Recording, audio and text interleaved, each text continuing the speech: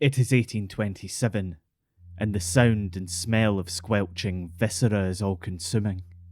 You watch Dr. Monroe, in his white coat with even whiter hair, and that drab, monotonous voice that could lull you to sleep if he wasn't wrist deep in a corpse's chest cavity.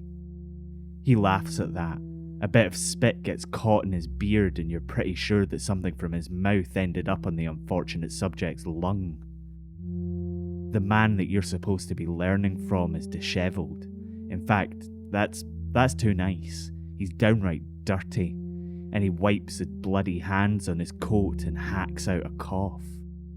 You begin to question why you came all the way to Edinburgh to study medicine of all things.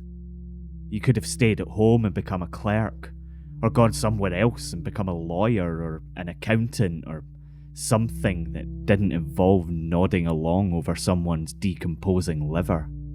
You feel the vomit rising in your throat. It's the same vomit you've held in every day for months, ever since the first time you made a holy show of yourself, decanting your breakfast all over that ambitious young doctor in the front row. Hold it down. Never think about where the bodies come from. From Be Quiet Media, this is Scotland, a podcast about history and where we made it. I'm Michael Park. It is 2:30 in the morning, because doing what they're doing might seem like a midnight activity, but the chances of getting caught are way lower at 2:30 in the morning. The wooden spade drives down into the sodden, cloying dirt until one of the men says in hushed tones to slow down. The wooden shovel makes less noise than a metal one, but it's not silent, and they really don't want to attract attention. The two figures in the gloom are occasionally picked out by the dim light of their lamp. The sweat from their foreheads catches the light and the shadows sink their eyes, making them appear dead themselves. The ghoulish figures continue their digging, getting quieter and slower the deeper they go, digging in a wee rectangle right in front of the headstone. It's not long until the shovel strikes something. Wood. A coffin. A head pops out of the hole and looks around, studying every eerie shadow cast by the surrounding stones. The quiet shoveling is replaced by the muffled impact of a crowbar on wood. There's an almighty creaking, a constant snapping sound for a minute until the head in the hole reappears. The figure hoists itself out, and both spectres reach in, pulling something immensely heavy from the hole. Then the two figures are a flash of activity. They push the soil back into the hole and make sure it's level. Then they bundle up the body in sheets and place it in a box on the back of a handcart. A third man hoves into view with a lantern. He checks if they've finished yet. He thinks he hears something on the street. They should hurry up. The best bodies come from the best cemeteries, but the best cemeteries have night watchmen. But the best resurrectionists know. Everybody has their price.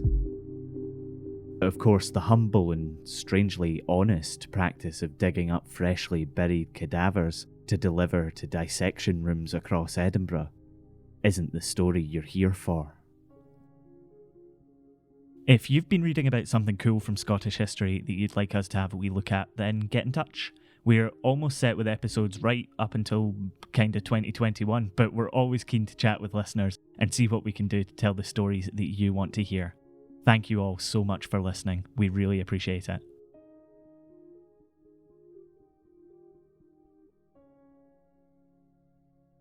It is a beautiful day in the city of Edinburgh. Two men are wheeling a small cart with a tea chest on it through the gates of a property on Surgeon Square. One looks like he's been in the wars. The other is a handsome devil, even if he does say so himself. I've grafted every day of my life, sometimes nights too, and nothing has ever brought me down. Doesn't matter how bad things get. I'm from County Tyrone, but I've been all over. I'm what you'd probably call an entrepreneur. I've done startup after startup, selling second-hand clothes, repairing shoes, all that sort of stuff. But I think I've finally hit on the one. I'm in the medical supply game now. You see, all the doctors around the medical school are trying to teach anatomy from books, and that's not really gonna do it. It's harder to understand all the really squishy, bloody bits of the body if you can't see them squish and bleed. So that's where me and my associate here come in. Just ignore him, his crack's rotten. I'm William, by the way. William Burke. Our business is delivering the finest, freshest human specimens to Edinburgh's finest medical practitioner. And let me tell you something, lads. Business is good. The other man snarls something to the attendant at the back door. The guy looks pretty on edge. His name is Bill Hare. The two men disappear into the back of the building, accompanied by the ashen-faced attendant. Some time passes before the two men emerge again with the tea chest, looking flushed and pleased with themselves. The attendant looks more devastated than before. This isn't the first time that these two Irishmen have appeared at the back of the dissection rooms of Robert Knox.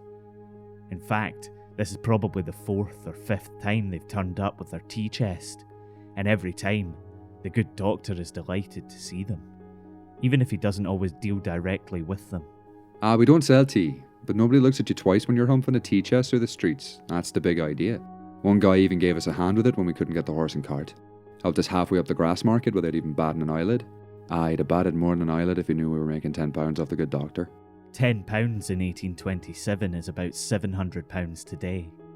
It was more than a month's wage. This was a lucrative business indeed. Burke and his growling associate Hare were resurrection men, two of the most reliable ones in town. We got into the biz by accident, really. My colleague here runs a boarding house. Well, he has lodgers. I wouldn't say the service is good enough to be a boarding house. Anyway, one day, some old soldier drops dead of something or other, and here's Bill out £4. Imagine going and kicking the bucket when you owe that much in rent.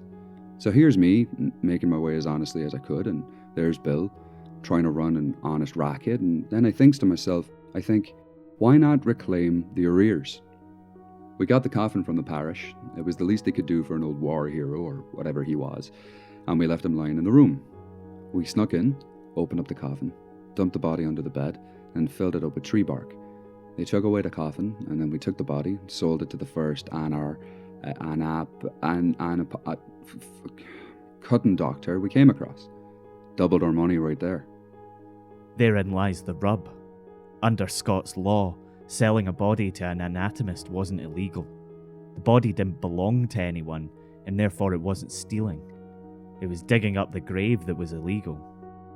So there were Burke and Hare, £10 richer and, legally speaking, free and clear. But the attendant had said they'd happily take any other bodies they were able to provide. There was a shortage after all, and the young doctors of Edinburgh needed their education. Neither man fancied digging up corpses in the dead of night, and there didn't seem like much chance that Hare's lodger would keep dying on the regular. So what are two enterprising young men to do? They stood to make a fortune if they could keep up a decent supply of fresh cadavers for the anatomist, and there was only one surefire way to keep up a supply of fresh meat. If you want someone done right, you have to kill them yourself. Burke met Mary Patterson, the woman whose body they'd just sold in the back of that house on Surgeon Square, and one of her pals in the Canongate. He got them royally pished. He took them back to his brother's for breakfast and kept plying them with booze. Mary fell asleep, face down on the table, and her pal left after Burke's wife burst in and accused them of being, to use a well-worn phrase, at it. She probably stopped us doubling her money that day. She's a jealous woman, so she is, the wife. Burke and Hare didn't care who you were, as long as nobody would miss you. But this time, someone questioned where the pair got their bodies. One of Dr. Knox's assistants thought he recognised her, but he couldn't put his finger on where from. Knox didn't care. The corpse was brilliant, and he kept it suspended in whiskey for 3 months before dissecting it. Burke and Hare went on to murder 7 more people and sell them to Dr. Knox before they set their sights on 18-year-old James Wilson. He was disabled, physically and intellectually, and the two resurrectionists saw him as an easy target. Your arse. Daft Jamie's as strong as an ox. He wouldn't take a drink either, so it took ages to get him pinned down. The young man was a familiar figure in Edinburgh. He lived on the streets. He begged. He would chat to you when he walked by. He was a nice boy. People knew Daft Jamie. So when Jamie turned up at Dr. Knox's school, his assistants began to ask questions. Knox batted them away. This couldn't possibly be someone they knew. Don't be so stupid. Stop asking questions. When Jamie was reported missing, the doctor moved the body to the top of the dissection queue, but not before he removed the boy's head and feet. Things were unravelling for Burke and Hare, and they were frequently coming to blows and drink-fueled arguments over money and morality. And so, it is the 31st of October 1828, Halloween. William Burke is lying over the chest of a woman named Margaret Docherty. The life is draining out of her while William Hare covers her nose and mouth. Blood runs from somewhere on someone as she fights to hold on to the last of her essence. Every panting breath from Hare flecks spit across her face. And then she's gone. They hide the body in some straw at the end of the bed and get on with their day. He couldn't leave it alone, the other lodgers. The Greys or something I think they were called. Kept asking questions when I wouldn't let the wife get something from her room. The Greys had been paid off to stay somewhere else the night of the murder. And, for some reason, Burke and Hare left them alone for a bit when they returned the next day. It wasn't the best idea we ever had, I'll give you that.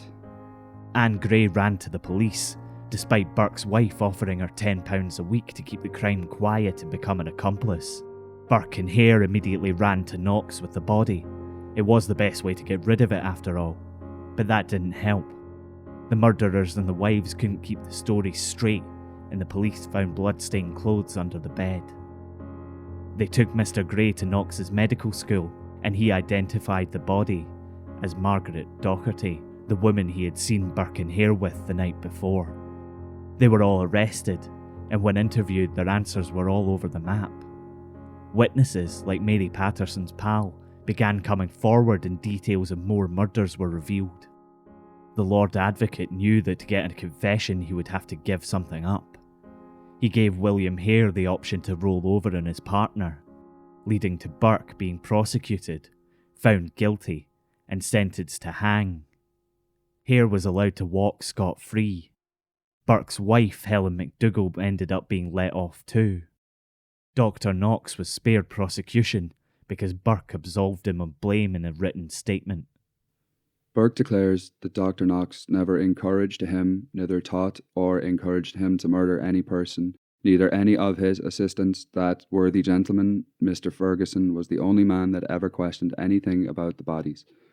He inquired where we got that young woman, Patterson. Signed, William Burke, prisoner. It is the morning of the 28th of January, 1829. It's cold, really cold.